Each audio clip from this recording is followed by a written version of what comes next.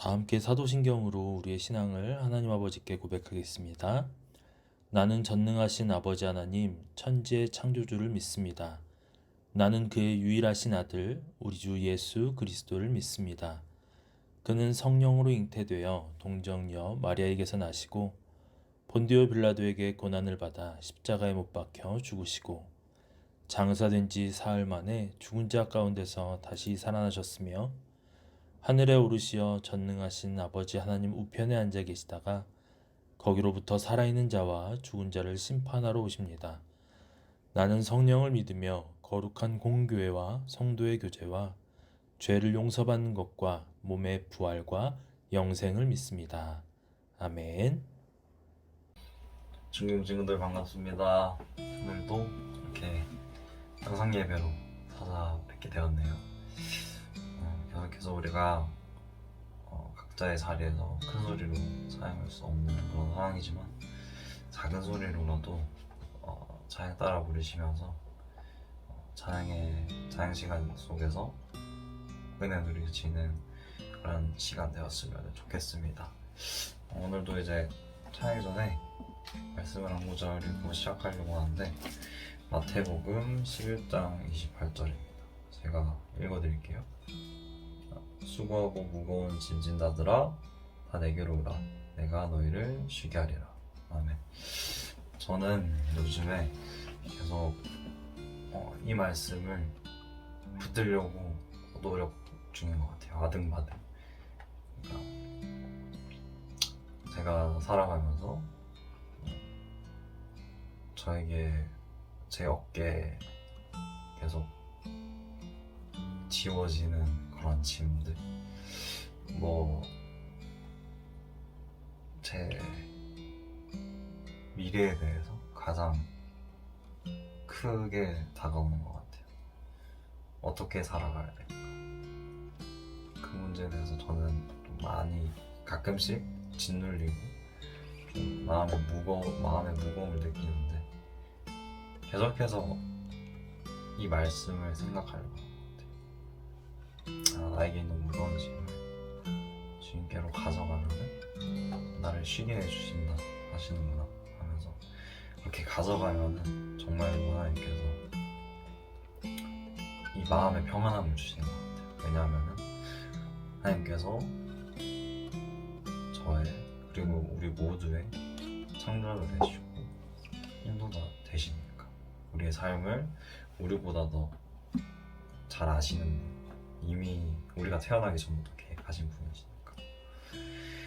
그래서 그런 주님께 계속 나아가려고 하고 있는데 여러분들의 삶에도 제가 알지 못하는 그런 무거운 짐들, 또 맞닥뜨리는 문제들과 어려움이 있을 텐데 그 가운데 여러분 혼자 끙끙 앓지 마시고, 저도 많이 끙끙 앓았었는데 그러지 마시고 이 말씀을 붙들어서 이 말씀으로 살아갔으면 좋겠습니다.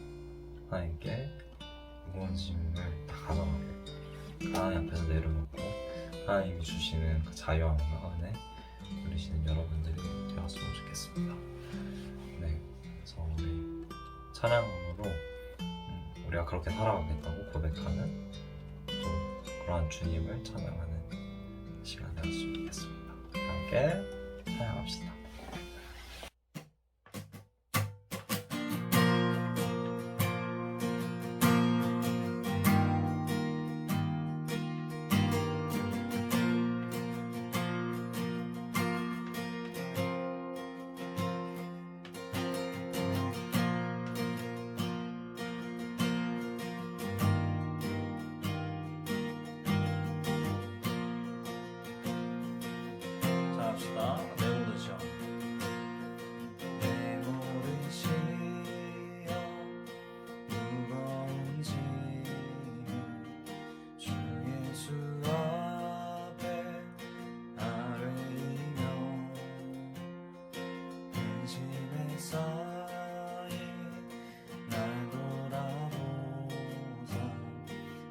근심 모두 맡으시네. 2절 내 모든 괴로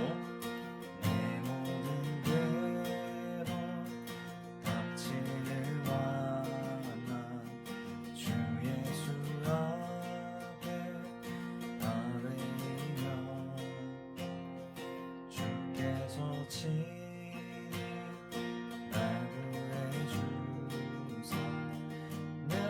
대신 사랑 베푸시네. 무거운 짐을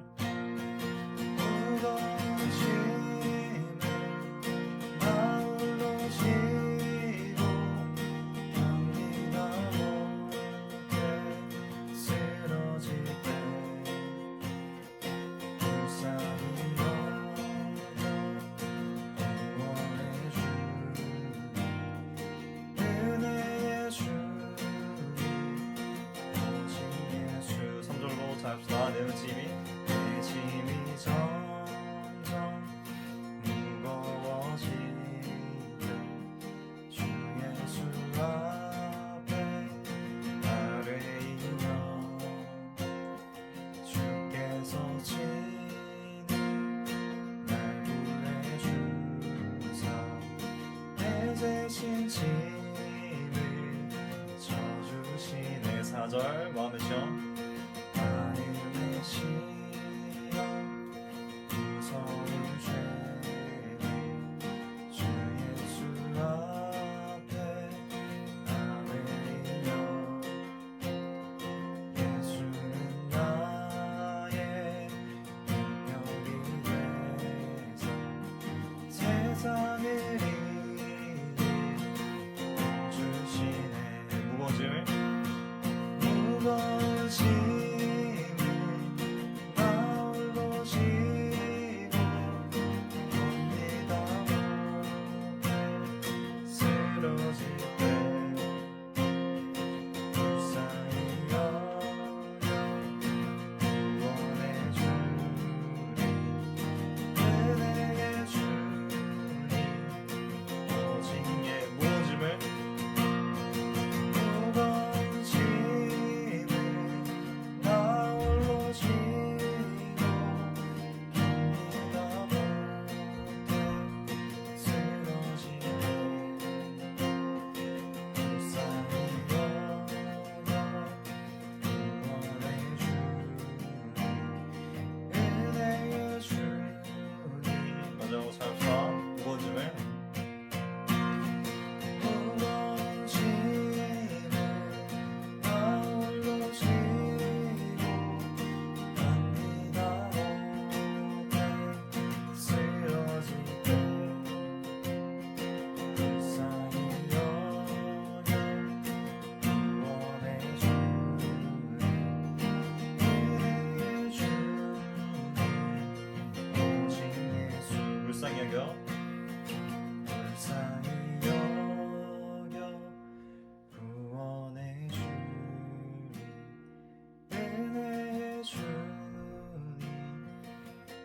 오직 예수.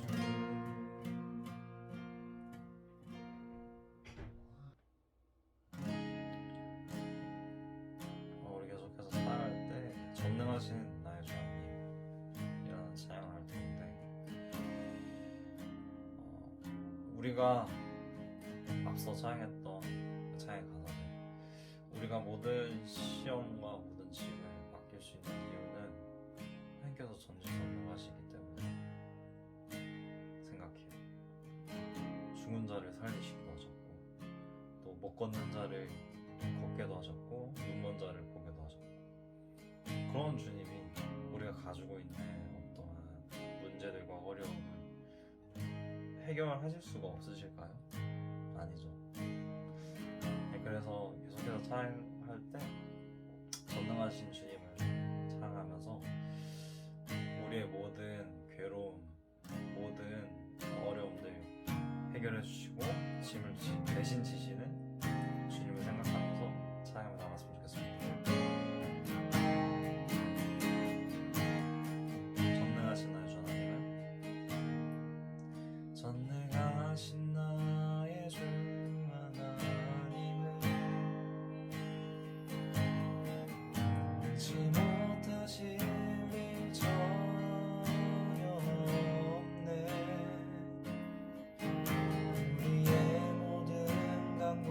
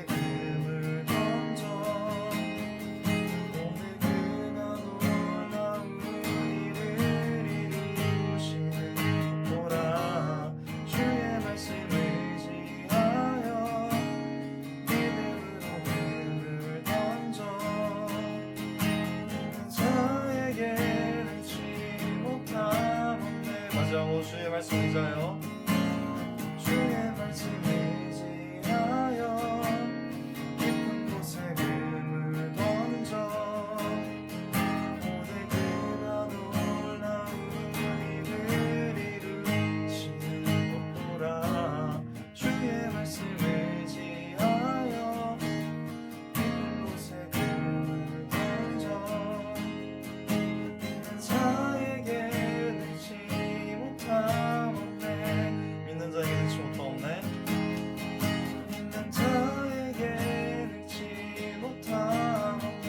믿는 자에게 넣지 못함 없네. 믿는 자에게 넣지 못함 없네. 우리 예배를 준비하면서 기도할 때 이렇게 기도합시다. 전능하신 나의 주 하나님, 내가 전능하신 주님 앞에 나의 모든 시험, 모든 짐 내려놓게 하여 주옵소서. 우리가 주님께로 나아갈 수 있게 인도하여 주옵소서. 기도하셨으면 좋겠습니다. 그래서 주님께서 주시는 그 쉼을 누리는 우리가 되게 달라고 기도하셨으면 좋겠습니다. 그리고 또 오늘도 말씀을 해주시는 송창훈 목사님에게 또 은혜를 더해 주셔서 목사님께서 써주시는 그 말씀이 우리 마음에 새겨지고 우리의 머릿속에 기억이 되는 그런 시간이 되게 달라고 함께 기도했으면 좋겠습니다. 기도하겠습니다.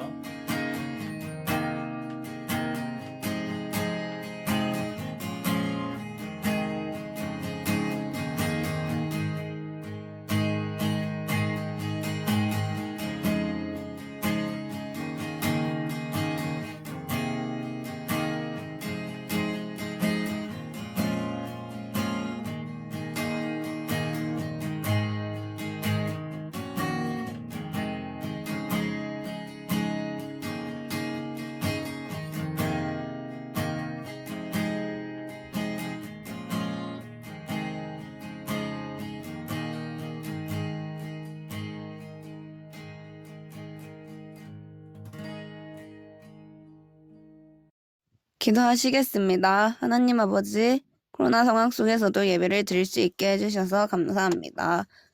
목사님 말씀을 들을 때 집중해서 들을 수 있게 해주세요. 일상생활에서도 목사님의 말씀을 기억하며 생활할 수 있도록 도와주세요. 예수님의 이름으로 기도드렸습니다. 아멘. 반갑습니다. 중등부 친구들. 오늘 이 시간 하나님의 말씀 함께 보겠습니다. 오늘 우리에게 주는 하나님의 말씀은 신약성경 사도행전 9장 1절부터 9절까지의 말씀입니다. 신약성경 사도행전 9장 1절부터 9절. 제가 가지고 있는 성경책은 신약성경 201페이지에 있습니다. 사도행전 9장 1절부터 9절 말씀을 우리 집에서 예배드리는 친구들도 함께 한 목소리로 읽었으면 좋겠습니다. 사울이 주의 제자들에 대하여 여전히 위협과 살기가 등등하여 대제사장에게 가서 다메섹 여러 회당에 가져갈 공문을 청하니 이는 만일 그 도를 따르는 사람을 만나면 남녀를 막론하고 결박하여 예루살렘으로 잡아오려 함이라. 사울이 길을 가다가 다메섹에 가까이 이르더니 호련히 하늘로부터 빛이 그를 둘러 비추는지라. 땅에 엎드려져 들음에 소리가 있어 이르시되 사울아 사울아 네가 어찌하여 나를 박해하느냐 하시거늘 대답하되 주여 누구시니이까. 이르시되 나는 내가 박해하는 예수라. 너는 일어나 시내로 들어가라. 내가 행할 것을 내게 이를 자가 있느니라 하시니 같이 가던 사람들은 소리만 듣고 아무도 보지 못하여 말을 못하고 서 있더라. 사울이 땅에서 일어나 눈은 떴으나 아무것도 보지 못하고 사람의 손에 이끌려 다메섹으로 들어가서 사흘 동안 보지도 못하고 먹지도 마시지도 아니하니라. 아멘. 반갑습니다, 친구들. 네, 우리가 거의 한 달 동안 대면 예배를 드리지 못하고 온라인 예배로 이렇게 드리고 있습니다. 이제 다음 주부터는 이제 현장 예배가 재개되니까 오늘까지는 우리가 각자의 자리에서 또 예배를 잘 드리고 또 다음 주에 기쁜 마음으로 함께 만날 수 있었으면 좋겠습니다. 제가 여러분들에게 3명의 인물을 이제 제 옆에 이제 보여줄 건데 이 3명의 인물을 보고 이들의 공통점이 무엇인지를 한번 좀 맞춰봤으면 좋겠습니다. 첫 번째 인물, 스티브 잡스입니다. 두 번째는 잘 모를 거니까 마크 저커버그, 이름만 말씀드릴게요. 그리고 세 번째 사람은 이 사람은 아마 잘 모를 거예요. 레리 페이지라고 하는 사람입니다. 이 세 사람의 공통점이 무엇일까요?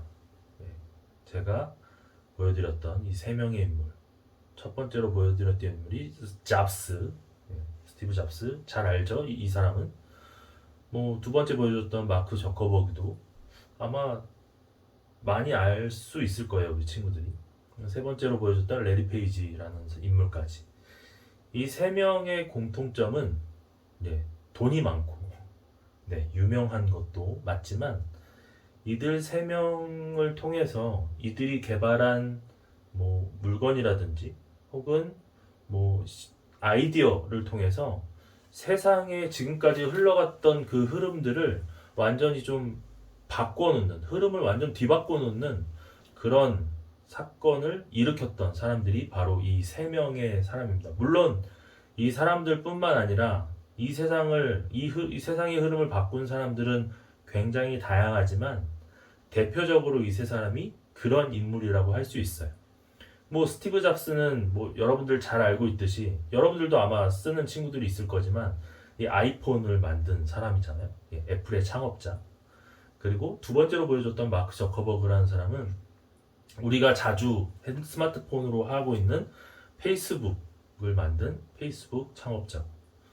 그리고 세 번째로 보여줬던 이 레리 페이지라는 사람은 우리가 이제 핸드폰을 들어가 보면 검색이라는 걸 하잖아요. 그 검색을 할 때 어쩌면 가장 많이 하는, 그러니까 한국에서는 뭐 N사나 뭐 D사의 그런 검색 엔진을 많이 쓰지만, 전 세계적으로 보면 G사의 검색 엔진을 많이 쓰죠. 그래서 그 G사의 창업자, 바로 레리 페이지입니다.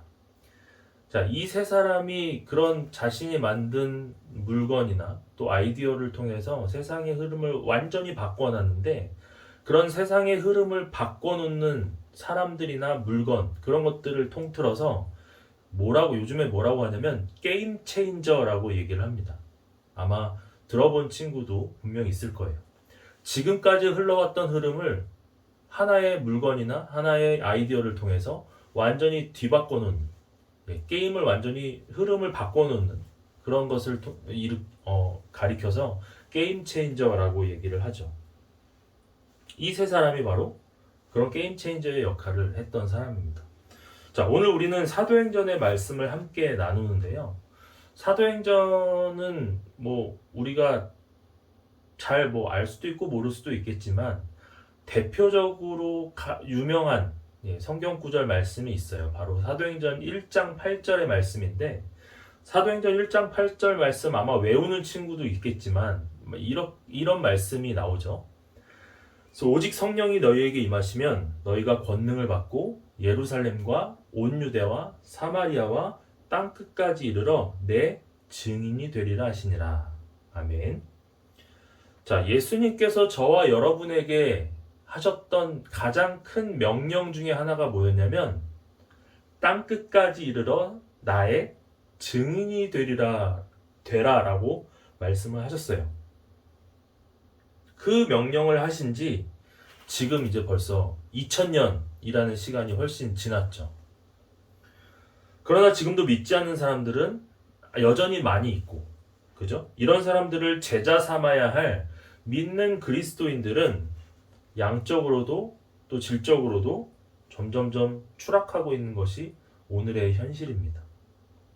자, 그럼 어떻게 하면 우리가 이 시대에 일어나고 있는 이 거대한 흐름을 좀 영적으로 바꿀 수 있는 그 사명, 즉 게임 체인저와 같은 역할을 어떻게 하면은 우리도 할 수 있을까라는 것을 오늘 나온 인물을 통해서 함께 살펴보았으면 좋겠습니다. 자, 방금도 얘기했지만 사도행전의 이야기는 땅끝까지 내 증인이 되라 라는 예수님의 명령과 승천으로 시작이 됩니다. 자, 예수님이 약속하신 대로 오순절 그 절기에 마가의 다락방에 있던 제자들에게 성령님이 임하셨고 베드로의 설교로 3,000명이 주님께로 돌아오는 회개하는 놀라운 역사가 그 예루살렘이라고 하는 교회에 형성되어서 엄청난 부흥이 일어났던 시기가 초대교회, 처음 교회가 세워졌던 그 시기예요. 그러자 위협을 느끼게 된 사탄은 유대인들을 통해 이제 믿는 사람들, 특히 사도들을 핍박하기 시작했죠. 스데반 집사의 순교를 시작으로 예루살렘 교회에 핍박이 심해지자 그 주님을 믿는 성도들은 유대와 사마리아 지방으로 흩어지게 되었어요. 오늘 본문은 바로 이들을 핍박하는 일에 최선을 다했던 바로 사울에 대한 이야기예요. 사울은 다메섹에 예수님을 믿는 사람들이 있다는 소식을 듣고 그들을 완전 뿌리를 뽑기 위해서 대제사장들에게 공문까지 받아서 다메섹이라는 곳으로 가던 길이었어요. 그런데 다메섹에 거의 도달할 즈음에 그는 태양보다 더 밝은 빛이 자신에게 임하는 경험을 하게 되는데 바로 빛 대신 예수님과 만났던 사건, 그 사건을 오늘 말씀 9장에 담고 있는 거죠. 자, 사울은 이 사건을 통해서 세 가지의 충격을 받게 돼요. 그 세 가지 충격을 간단히 살펴보면 그 충격을 얘기하기 전에 그 충격을 받았고 그 충격으로 인해서 이제 다시 예수님께 돌아오게 되는 일들이 이제 생기게 되죠. 완전히 그 인생의 삶의 흐름이 완전히 이 9장에 나온 사건을 통해서 빛 대신 예수님을 만난 사건을 통해서 완전히 뒤바뀌게 되는 것이죠. 자, 그 세 가지의 충격을 한번 보죠. 자, 첫 번째 충격은 하나님에 대한 충격이라는 거예요. 하나님에 대한 충격. 자, 유대인의 관점에서 볼 때 이 빛이 임한다는 것은 하나님께서 어떤 사람을 세울 때 나타나는 현상이거든요. 그리고 그에게 들린 음성은 자, 나는 너희 열조를 애굽에서 이끌어낸 하나님, 아브라함의 하나님, 이삭의 하나님, 야곱의 하나님이다 라가 아니라 자, 5절에 보니까 뭐라고 나와 있습니까? 네가 박해하는, 네가 힘들게 하는 예수다라고 메시지를 이제 남기고 있죠. 자, 여기서 사울은 엄청난 충격을 받았을 거예요. 왜냐하면 지금까지 사울이 했던 행동들은 행동과 그런 모습들은 지금까지 자신이 믿고 배우고 믿어온 하나님에 관한 잘못된 믿음이 뒤집혔기 때문이죠. 그러면서 예수님은 나무에 달려 저주받은 불쌍한 인생이 아니라 하나님과 동등하신 분이라는 사실을 이 사울이 새롭게 깨닫게 된 거예요. 이 사건 이후에 사울은 구약의 선배들이 하나님을 주님으로 모셨던 것처럼 한평생 예수님을 동일한 주님으로 모시며 충성을 다했죠. 사울이 주님을 만난 이후에 바울이 된 건 다들 알고 있죠. 그 이후로 신약에 바울 서신이라는 것을 썼죠. 성경들을 썼습니다. 자, 그러면서 이제 주님을 만난 이후에 이제 바울이 되면서 그가 썼던 이제 바울 서신들을 보게 되면 예수님이라는 단어를 사용할 때 그가 습관처럼 함께 사용했던 단어가 있는데 뭐냐면 바로 우리 주 예수 그리스도라는 표현이에요. 사울이 주님을 만난 이후에 바울이 되어서 이제 바울 서신 그 편지들을 쓰면서 자신이 복음을 전했던 그 각 지역에 편지를 남기면서 썼던 예수님에 대한 그 호칭 앞에는 항상 우리 주 예수 그리스도라는 표현이 담겨 있는 것을 보게 돼요. 이제는 사울에게 있어서 그 예수님은 나의 주님이라는 그런 고백을 하게 됐던 거죠. 자, 첫 번째로 하나님에 대한 충격을 받았고, 자, 두 번째 충격은 교회에 대한 충격이었어요. 사울은 예수님을 믿는 사람들, 즉 교회를 핍박하기 위해서 다메섹으로 가는 중이었어요. 빛이 임하고 사울이 주님은 누구십니까? 라고 물었을 때 예수님은 분명하게 나는 네가 박해하는 예수다 라고 말씀하셨어요. 사울은 또 한 번 충격을 받았을 거예요. 지금까지 자신이 암적인 존재라고 믿어왔던 교회를 예수님께서 그 교회, 자기 자신과 동일시하고 계셨기 때문이죠. 초대교회가 그러했듯이 다메섹 교회도 대부분 평범한 사람들 혹은 노인, 부녀자들, 고아 과부, 심지어 노예들까지도, 그러니까 모든 사람들이 다 모여있는 것이 교회였어요. 그 교회에 예수님도 함께 하셨다는 거죠. 그러나 그 시대가 무가치한 존재로 보였던 다메섹 교회를 예수님은 자신과 동일시하셨다는 것, 이것은 사울에게는 엄청난 충격이었죠. 이 사건 이후에 사울은 가는 곳마다 교회를 세우고 돌고 왔어요. 때로는 교회가 연약한 모습을 보여도 그는 변함없이 교회를 사랑했죠. 그래서 바울 서신에 교회라는 용어가 나올 때 또 함께 쓰였던 표현이 뭐냐면 바로 주님의 몸된 교회라는 표현이에요.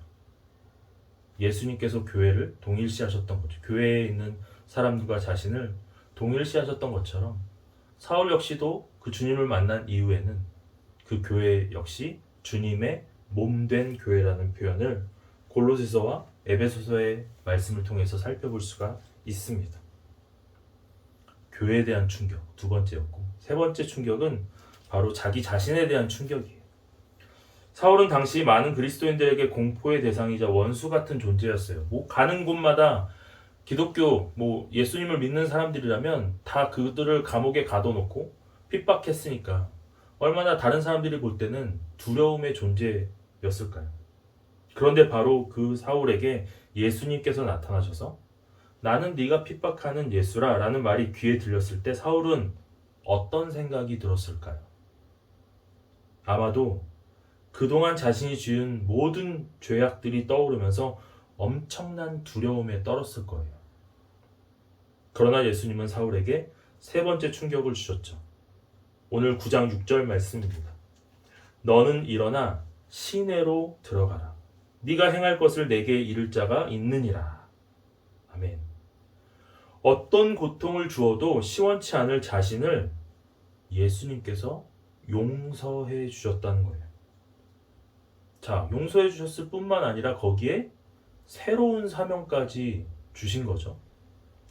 이처럼 아무 대가 없이 용서받고 그 사명까지 받았을 때 사용하는 단어가 있는데 바로 은혜라는 단어예요. 은혜. 지금까지 율법만을 믿고 의지하며 살아왔던 사울에게 은혜라고 하는 전혀 새로운 세상, 새로운 지평이 열리게 된 거죠. 이 사건 이후에 사울은 자신이 개척한 교회의 성도들을 위해 편지를 쓸 때마다 예수 그리스도의 은혜를 강조했어요. 은혜는 값없이 주시는 하나님의 선물이죠. 사울은 그 값없이 주신 하나님의 선물을 받고 감격했고 자신이 복음을 전했던 교회들을 향해서 주님의 은혜를 항상 강조했던 것을 보게 됩니다. 말씀을 정리하면서 사울은 다메섹에서 예수님과의 만남을 통해 그 잘못된 믿음을 바로잡게 되었어요. 어쩌면 자기가 그동안 살아왔던 삶의 흐름을 그 예수님을 통해 완전히 뒤바뀌게 된 놀라운 사건. 어쩌면 사울에게 있어서 예수님은 게임 체인저와 같은 그런 사람이라고 생각을 했을 거예요.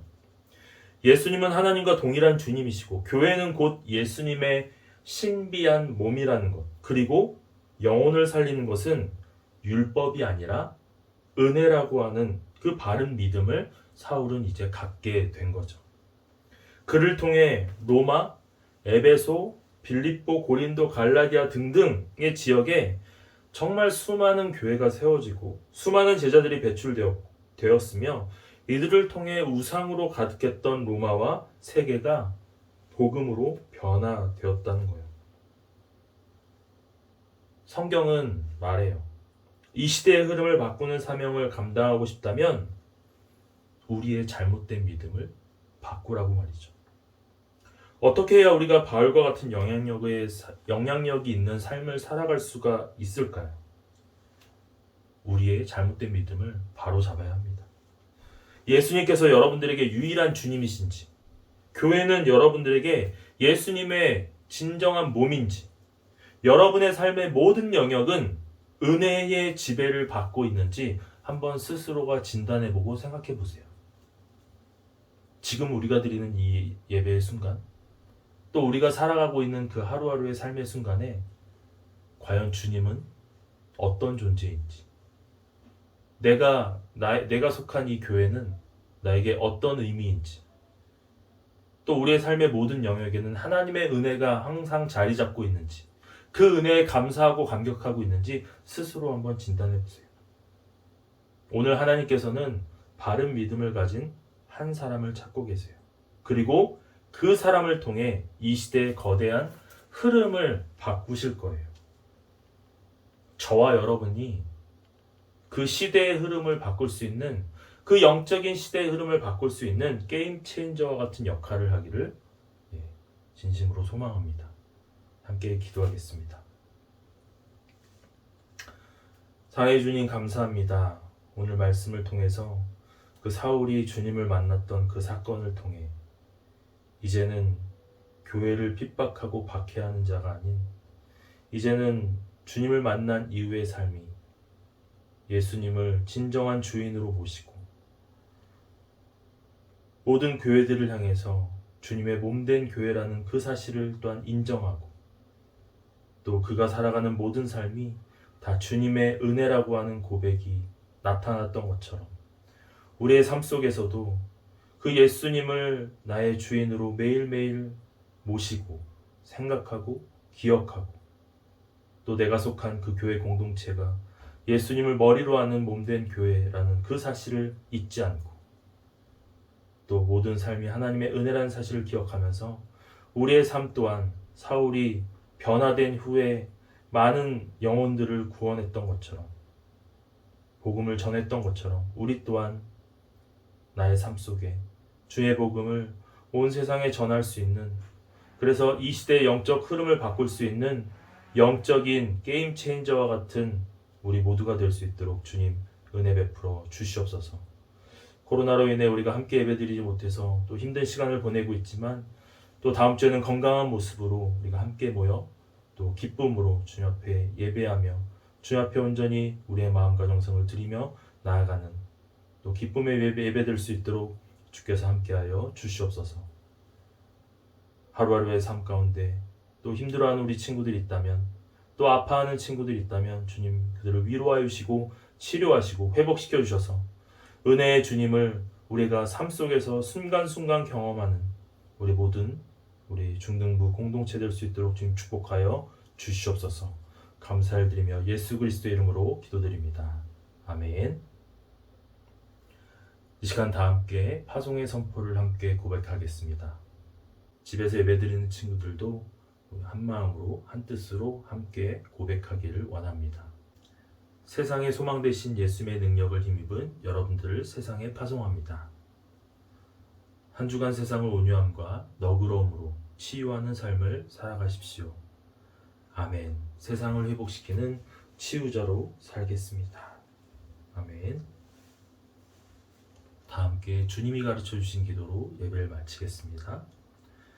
하늘에 계신 우리 아버지, 아버지의 이름을 거룩하게 하시며 아버지의 나라가 오게 하시며 아버지의 뜻이 하늘에서와 같이 땅에서도 이루어지게 하소서. 오늘 우리에게 일용할 양식을 주시고 우리가 우리에게 잘못한 사람을 용서하여 준 것 같이 우리 죄를 용서하여 주시고 우리를 시험에 빠지지 않게 하시고 악에서 구하소서. 나라와 권능과 영광이 영원히 아버지의 것입니다.